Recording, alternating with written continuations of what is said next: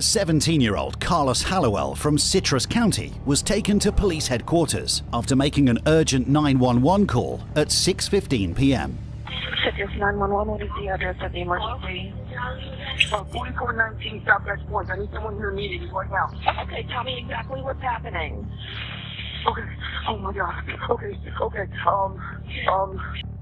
He reported a terrifying scene. His mother, Denise Hallowell, lay in bed with an axe lodged in her head. Just stay on the line with me, okay? Okay. Emergency responders arrived to find a deeply distressed Carlos. His mother was unresponsive and was declared deceased at 6:50 p.m. Denise Hallowell adopted Carlos from Guatemala in 2006 when he was just 4 years old. She raised him on her own. Fast forward to July 13, 2019, both she and Carlos attended a family friend's funeral in St. Petersburg. After returning home to their secluded... Okay, so right from the start, you can see the tension building. The officer is being pressed to identify himself, and already the tone is defensive. You can literally feel the "I don't have to" energy coming through. Lakeside house, they shared apple pie in the kitchen before taking afternoon naps. 3 hours later, Carlos was on the phone with 911. Denise was found face down on her bed, lifeless. The investigation has been classified as a homicide. To find Denise Hallowell's killer, the police are working swiftly to collect evidence before any leads fade. In the interrogation room, detectives question Carlos about what happened, as he was the last person to see his mother alive. I hear barking from my side of the house, which is abnormal. Our dogs are supposed to be in that little fenced-in area. So the front door was wide open. So went to go find the dogs, checked around the property looking for them. I couldn't find them, so I went to go wake my mom up and help me find them, and then Now it gets interesting. The person filming is trying to clarify whether it's a hobby or a job, and the officer keeps dodging. That back and forth about relevance versus personal information is exactly the kind of gray area that frustrates the public. Found her there. So what did you see when you walked in your mom's room? It was our axe in the side of my mom's skull, and I could still hear her trying to. The detectives are currently uncertain about the situation. They must quickly uncover the events that transpired in the house. Simultaneously, they need to approach the situation with caution to avoid causing additional trauma to the young man who has lost his mother. My mom and I and we've been through a lot together, so, I mean, there's nothing I wouldn't do for her or anything. So, I just don't know what happened. Obviously, you know, we're not looking at an accidental situation here, right? Somebody put an axe in the back of her head. Who would have done that? I don't know anybody who would have done that. All my mom's close friends, anything would be people at church. This is the only people that I know. She don't have any enemies. Not that I know of. She would have kept to herself. So, You guys are kind of out there in the middle. yeah, we're in Nowhere. We're in the middle of nowhere. We just keep to ourselves. We put signs up because we've had small intruders, and then we hear noises at night. So she just puts all that stuff. You can see the principle at play here. Filming on a public road is perfectly legal, but you can feel the unease from the officer. You start questioning, who really holds authority in these moments? For safety. So I don't know. She hasn't had any problems with anybody. Not that I know of. She also stays private from me as well. I only know what I'm doing. Carlos is remarkably composed for someone who has just discovered their mother deceased with an axe in her head. The detectives already view this as suspicious. For now, the detectives are focused on the facts and are working through Carlos's version of events in fine detail. If his story can be verified, Citrus County Police will have the confidence to focus elsewhere. You guys walk in. You guys have pie. What did you guys have pie at? Right on the dinner table. Dinner table. Has it plate, silverware, or what? No, we just eat right out of the box. We just eat a slice, save it, we save it. we're used to kind of living paycheck to paycheck because of a teacher and being a single parent. So we make things last and she doesn't get paid for this. Gotcha. So you guys are done at the dining table. What do you guys do with the pies? Put them in the fridge and then we parted ways. We both decided to take our naps. She went into her room, I went into mine. And I watched a couple of things on YouTube and fell asleep and got up again and texted people and fell back to sleep. Usually we stay in there for about 2 or 3 hours to give ourselves time. It's our own separate time throughout the day. So you don't know if she left to go anywhere else or something? I don't. I usually don't know. I'm a heavy sleeper and I sleep on that side of the house. Her car's where the garage is, so I usually can't hear it. Or nor do I know. I usually have something playing in the background to help me fall asleep. Mm-hmm. You remember at any time what time you went to bed or take a nap? No. The only thing I remember was waking up to the dog barking next to my room, which was awful. Look at this subtle power play. The officer insists there's nothing to disclose, while the filmer calmly asks for CAD numbers. Notice how calm persistence contrasts with defensive authority. This is what makes these clips tense and gripping. Did you try to give your mom any type of aid? I didn't know what to do. I just shook her. Wasn't responsive except just breathing. I don't know what to do, and I didn't want to do something stupid or take it out. She bleeds to death or something. Detectives now believe that Carlos isn't being truthful. Given the severity of Denise's injury, it's implausible that she could still be breathing, as Carlos claimed. By that time, she would likely have already passed away. Investigators are now pressing Carlos for a thorough account of the events leading to his mother's death. So your mom went to her room and now came out and went back to her room again? Yeah, she does that all the time. She'll get up, get tea, she'll get up, get water, do whatever. And she doesn't always sleep, deep sleep like I do. She's a restless sleeper. She hears everything. So she'll always get up. The story's changing as we keep going. It just keeps changing and changing. Going from you talking about she went to, you heard her. You said you went to your room. I'm confused. You said you went to your room. Yes. You closed your door. You heard your mom walk to her room and close her door. Right. She was doing. And then you went to sleep. Yes, she was doing what she normally does, and then I went to sleep. So then how you know she came out and went back in? That was before I went to sleep. I'm saying that I went to my room, closed my door, and I hear my mom doing what she normally does, goes to her room, and then she needs something, water. She usually gets water. Came out, got water. She went back to her room, never heard it up again. So I went to sleep. Carlos's account has shifted within minutes. Initially, he claimed he went to his room and didn't hear anything due to background noise.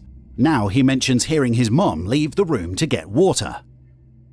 So you don't know if she left to go anywhere else or something? I don't. I usually don't know. I'm a heavy sleeper and I sleep on that side of the house. Her car's where the garage is, so I usually can't hear it, nor do I know. I usually have something playing in the background. His narrative is inconsistent, and it seems he's attempting to backtrack. When someone is speaking the truth, details are often clear and consistent. Conversely, when someone is lying, they might struggle to keep their story straight, leading to inconsistencies or added embellishments. Such discrepancies are clear warning signs for detectives. So her room should have a cup of water in it? I don't know what she got. I don't know. I was in my room, so I have no idea. That's just her usual routine. This is going off of what she normally does for everyday thing. Her normal routine, but what did you actually hear? I just heard her. You can say I can normally tie my shoes, but I don't mean I really had tied my shoes. Well, she just went into the kitchen. I usually know she gets water because she gets dehydrated, and sometimes she doesn't bring it with her, so she'll drink it there. So she'll have her water cup next to her medicine, and she'll just get a drink and go back to bed, or do whatever. She'll get tea. I don't know because I'm in my room. Bottled water is It's in a jug. We fill our waters and we keep them in the fridge. Let's step out for a minute. St. Louis real quick. About 50 minutes into the interview, both detectives step out of the interrogation room, leaving Carlos Hallowell alone. After a roughly 20-minute break, the detectives return to the interrogation room, armed with fresh details. They've learned that several months earlier, Carlos had been reported to the authorities for assaulting his mother. striking her with such force that her arm was broken. Not too long ago, you guys got into a little domestic. The cops were called. Domestic? Oh, no. My mom and I sorted that out. That was completely gotten out of hand, and then my mom overreacted, I overreacted, and we talked about it after it happened and after I was out of the house. Right. Was that before you left or after? Before. And I wasn't doing well in school, and then we got into the argument, and she shoved, I shoved, back and forth, stuff like that. Right. It wasn't. Here's a key moment. The discussion shifts to corruption and accountability. Even without shouting, the emotional weight hits you. The frustration is palpable. You can almost feel the weight of decades of systemic issues in this small interaction. Anything physical. It was just like, get out of my face, you get out of my face, get out of my face. This is just got yelling. It wasn't going anywhere. Right. She used to hit me pretty hard, sometimes in the face, mostly in the back, with just anything she could grab. That was it. So you have like a special bat or a stick or something there?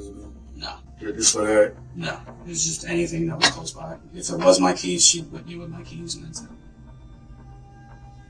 And after the years, I just kind of took it because it's not really going to stop. But my mom's always been there for me still.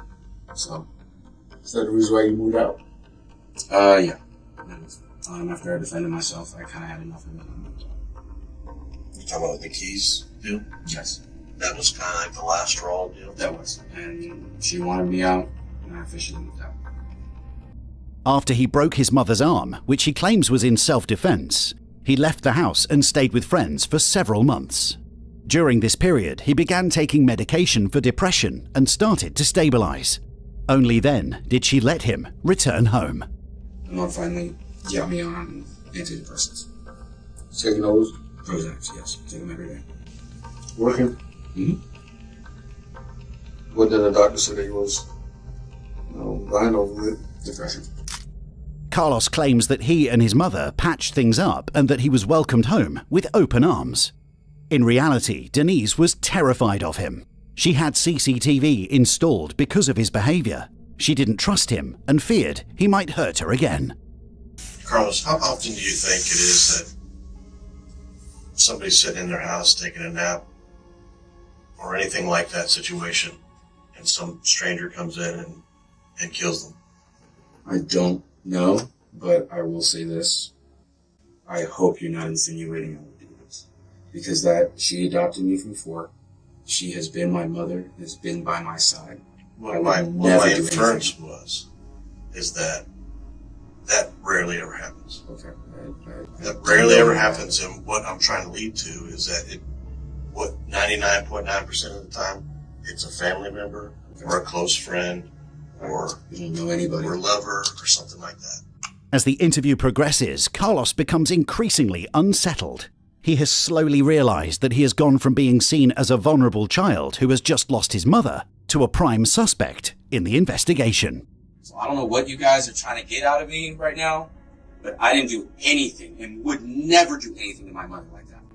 As much as we used to bicker and get back at each other, fighting sometimes, and then peace, and then back and forth, and then peace again, never in a million years would I ever think to do that. She's my mom. I was adopted at age 4, and I've been with her forever. And if you're insinuating that, I'm very offended by that. Carlos remained calm and confident throughout the interrogation, presenting a composed demeanor.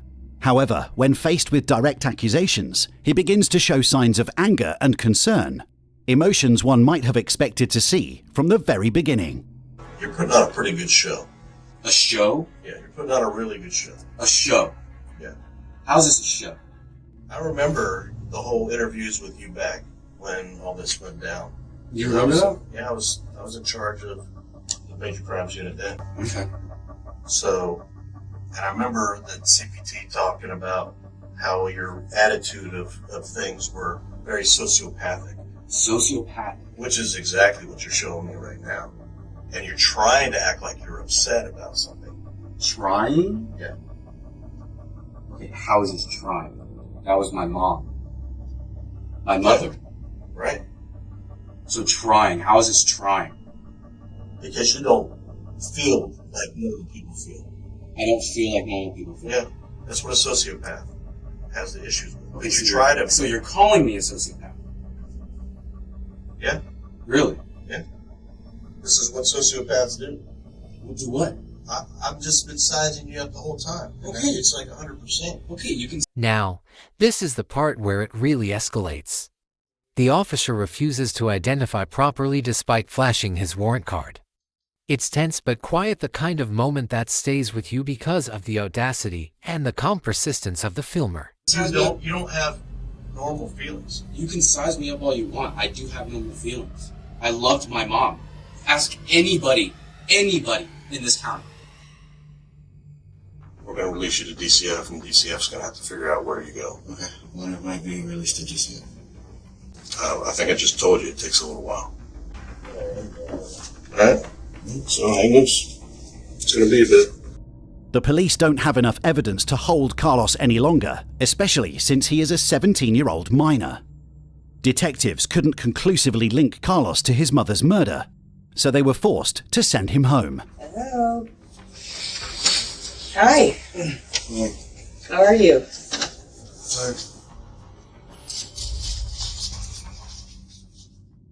As they searched for definitive proof, Carlos took to social media to grieve and invite friends to her memorial.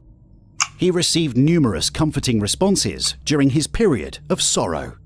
9 weeks after his mother's murder, Carlos was invited back into the interrogation room. The detective started by telling him that there were inconsistencies in his account. Alright, this is from Detective Holloway. I came in days later, so I'm still catching up on some of the stuff we've had. Alright, so you never went in the backyard at all. You just went inside, seen your mom. Your phone was already on you at that point? Yeah, like always, it's usually. Okay, and then you walked outside Mm-hmm. and called 911. I called when I was there. I was in the room when I called. Okay. On your phone itself, it also tracks your GPS locations, so it can track your entire tracker in your yard. Because you were on the phone 911 for a few minutes, correct? Yeah. So it tracks everywhere you went. It says you were down by the lake area For when? at that time, while you were in that whole time frame from when you called 911 on. I didn't go down by the lake. I could see it. I didn't go down there. You know we have a dive team, right? And then we searched the entire lake behind it. Have we found anything out there, you think? Nothing else. Probably old hooks, fishing poles. The detective unveils a box filled with evidence. Immediately, one can see that Carlos is feeling a surge of anxiety. Does that look familiar to you? I know it's taken apart. Is that the camera that's hanging up? That was outside? Yeah, it's facing towards the. See, does that look familiar to you? Yes, sir. Remember the small cameras you said in the house? This Yeah, camera just was look. inside of here. Okay, yeah, it's one of the ones that facing towards the. This is what we found. What do you think we found? One? No. There's only one in the house. No, you know there's one in the house. There's 3 cameras in the house. Yeah. I found 3 cameras in the house. I actually found one. Upon inspecting his phone, the detective discovered that Carlos was near the lake when he phoned the police, contradicting his claim of being in Denise's room. This prompted further investigation into his activities at the lake, leading them to deploy a diving team for an exhaustive search. Shortly thereafter, detectives found Denise's disconnected CCTV cameras and her mobile phone discarded in the lake behind the Hallowell residence. Your mom's phone, down by the lake. 3 cameras, down by the lake. Okay. You see how this is stacking up? I understand. But I'm still. And the only way I can help you is if you come up front and say, we got a fight, there was a total accident, something like that. But that's what happened, then tell me the truth. I need to know that because I can't help you without that. Right. Because without that, it's just something horrible got done, and you don't care about it. Well, no, I definitely do care. Check this blunt and direct. None of your business. That line alone encapsulates the tension of filming authority figures. Legality versus personal boundary. It's short, but hits hard. I'm fairly pissed. It's just. It's not. Because I can only follow the evidence I have. I I understand. didn't hit you before pretty much today. I understand, but I don't. There's nothing that happened where we got into a fight. There was nothing at all. That's the thing. It was a perfectly good day. We were fine. I don't remember anything bad going on that day. It was all just okay. what we're trying to get at, like I said, it's been about 2 months, a little over 2 months. I think so. We've been working at this long properly. We're trying to get justice for you. I don't remember what happened though. From when, like, dogs, from the dogs barking to finding my mom. And once I found my mom, I did panic. Like, really bad. Because mom's there, panicked, and just grabbed the one that's facing the front door. I grabbed the phone, I grabbed the thing, the one that was up there. I knew about that. I used the guards in, and it ended up being mine. I thought that was mine. And then I called 911, either before or after that. You know why somebody would throw cameras and cell phone? Well, of course, to hide it, but I completely panicked. I mean, How many times did you get down by the lake? I think once. Just wants to throw the phone and the 3 cameras out? Yeah. Okay. I didn't know if I did it or if what happened, so I just went. So you don't remember who did it? No, I don't. You see what it looks like though, right? Yes, I do. I know, I understand it now. That was the biggest thing that's been weighing on my chest, was that I did panic and I see what happened. Do you realize it doesn't make any sense for you? It's totally innocent. Yes, I do. So that's what's been bothering me the past month, that I don't know. I don't remember. Do you realize it? I need more than that. I mean, it doesn't make any sense to do that. I do. I know. I understand, and I just don't know. I don't remember whatsoever what happened, what really happened between when I woke up to then. But your phone doesn't really show you too. Police now reveal to Carlos that his mobile phone data shows he never took a nap, contrary to his initial statement. With his entire story now dismantled, he decides to tell the truth. Okay. I remember being outside at the shed and grabbing the axe. But other than that, that's all I remember. Which is why I also panicked, because I remember the last thing I did was grab the axe. There's no doubt that you did it, it's just why. Right, I definitely say that. I want to know that too, because I don't remember any argument whatsoever. Because I remember sharpening the axe, and then it's in the back of her head. So did you do right after when you sharpened the axe, you walked in the house with that right afterwards? I still need to know, because I gotta be definite on this. I don't like, I can't. I don't have an exact memory of it, so I don't want to say. Okay, the best your memory. Best of my memory, walked in the house with the axe, with not the intent of doing that. I don't know if something was said. Because usually I try to talk to her. I'll say, "Hey mom, get up, we gotta go to work." Or, "Hey mom, we gotta do something." So I don't know if I did that and she made a remark that kind of pushed me over the edge, or if it just all played through.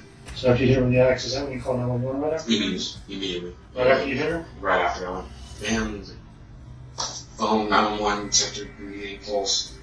But as soon as I saw blood running through her, there was nothing I could do. So then it was just You feel better now? It's off your chest? a little bit, but I still feel like a piece. After confessing to the murder of his mother, the investigators were still puzzled about the motive. She was very verbally abusive, and I remember, I do remember being in tears by the time that conversation ended. She backed it up with like strong adjectives and then strong emotions, with like, "I'm so disappointed in you," which I've heard that before. Okay, blah blah. And then she's like, "You being a loser." And that's when it's like, okay, chill out. And then she kept going, keep going. When I'm punching something or I'm using the axe or whatever, I play the things that my mom's has done, and I just get the frustration out of that. I'm like, okay, mom said this. I visualize what she said in a paragraph, and I just beat it. Although Carlos explained why he killed his mother, he still seemed disconnected from the severity of his actions. How long are we going to be here? I know it's wrong. I guess you make them take that. Okay, to take me You go to our jail here and then transfer to Ocala. to jail? Yeah. The jail here is just for processing. You go to DJJ of Ocala. So I have a record now. Oh, you got a record. You got one up with that. But you have a reason for that? Well, no, I mean, like, is there any way of getting it exposed later? That's worked up the courts. I don't have a reason against it, but it's up to the courts. I just hope that this doesn't really affect too much because it's still college. It's all up to the courts. Carlos Hallowell was charged with premeditated first-degree murder. He was not eligible for the death penalty due to his age, but he was tried as an adult. In July 2021, Carlos Hallowell was found guilty of the first-degree murder of his adopted mother, Denise, and was sentenced to life in prison without the possibility of parole.